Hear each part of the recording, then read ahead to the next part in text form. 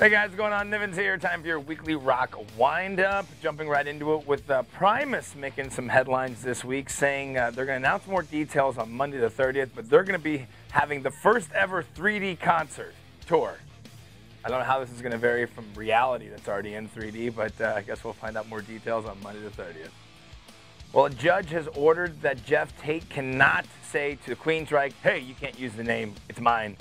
Looks like that this has been a very ugly divorce with lead singer Tate being kicked out of the band. The band already finding a replacement and wanting to continue on and wanting to keep making music and tour. Tate had hoped that some sort of cease and desist would stop the band from using the name, but that is not the case. So it's almost like a reverse situation from Axl Rose, who ended up keeping the name while kicking everyone else out. From Guns N' Roses, of course. As if you don't know who Axl Rose is. He has gotten a little chubby, though. Well, of course, Slipknot was in town recently doing the Mayhem Fest out in Bonner Springs.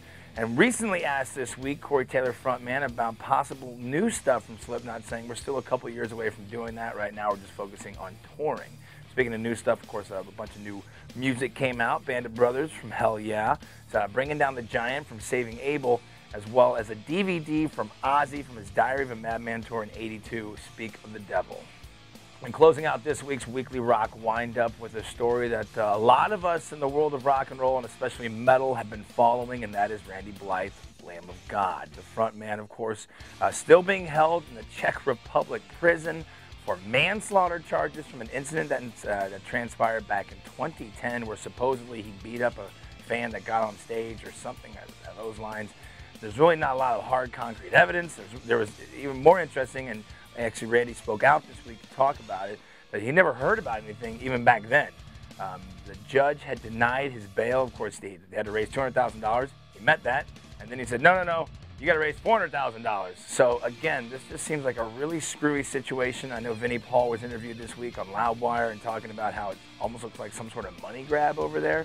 But a lot of people keeping a close eye on it. There's been talk that maybe he'll be let go today, possibly. I do know this much just from reading a little bit of transcript from his interview. He just wants to get home and hang out with his wife and mow the yard. So as this continues to unfold, it's no laughing matter for certain. But believe me, I'll keep in the loop. I am Nivens. Thank you very much for tuning in to your weekly rock wind-up. Have a great weekend.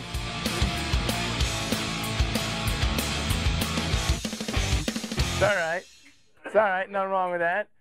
Start singing the Tom Petty song. Free ballin' now I'm free ballin' now I'm